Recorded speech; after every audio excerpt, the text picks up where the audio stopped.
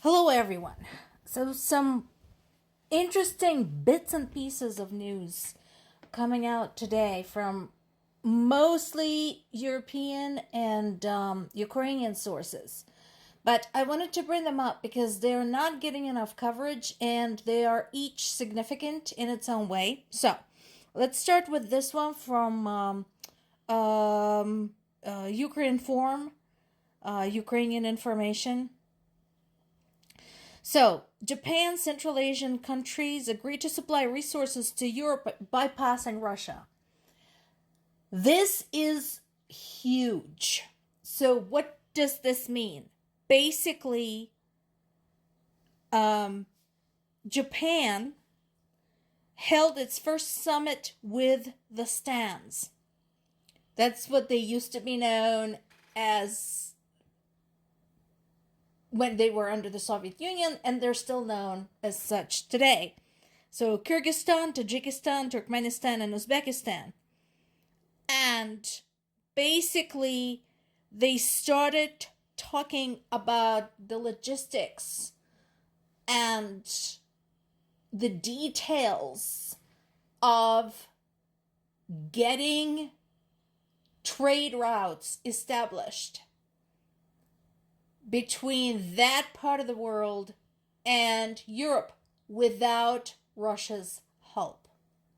Because, once again, Russia is incredibly dangerous, has very poor infrastructure, and is involved in the biggest armed conflict in Europe since World War II.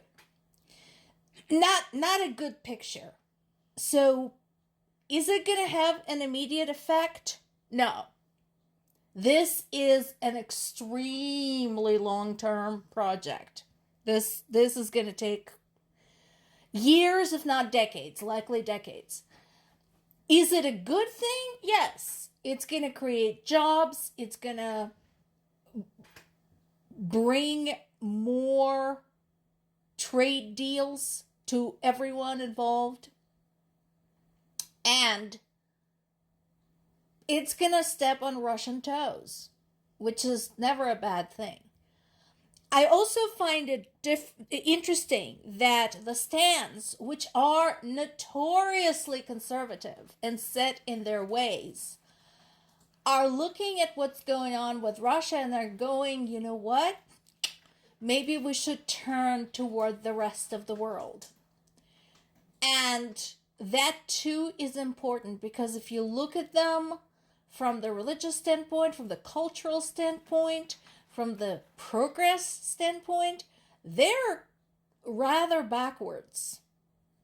And so the fact that they're looking at what their options are and thinking, you know, Russia is not the way to go.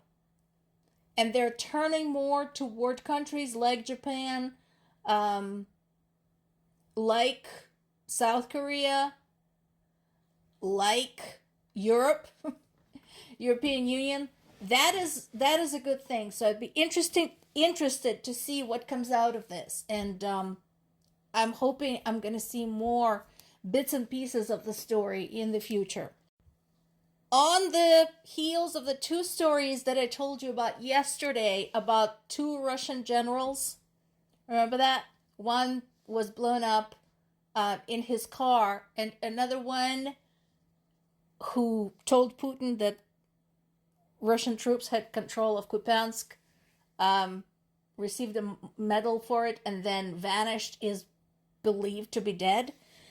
We have this. And this is covered by multiple sources. I first saw it on Reuters' website, so I went and did some digging. So, this is not a fluke. This guy, who is the chief of Russia's defense factory, had set fire to himself in the Red Square in protest. Now, the event itself had happened a long time ago. The event itself had happened back in July of 2024. We are just getting word about it. Finally leaked beyond Russia's borders.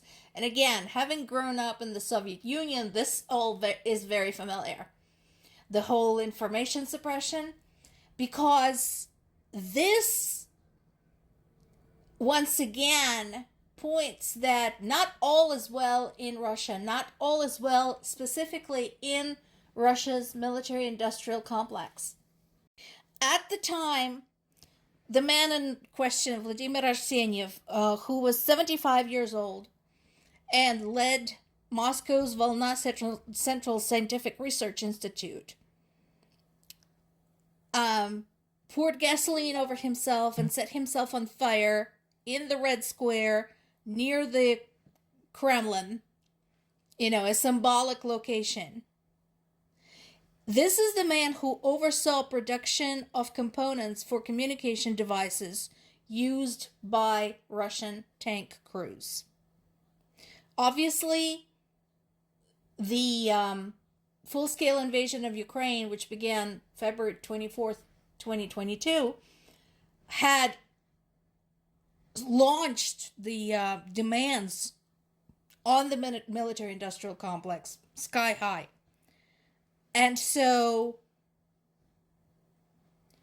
there were some internal company disputes, and this man was facing the threat of criminal charges under laws punishing harm to defend contracts. Now, that is a very, very slippery area, because basically, under the pressures of war and under this constant drive to win no matter what, harm is literally anything.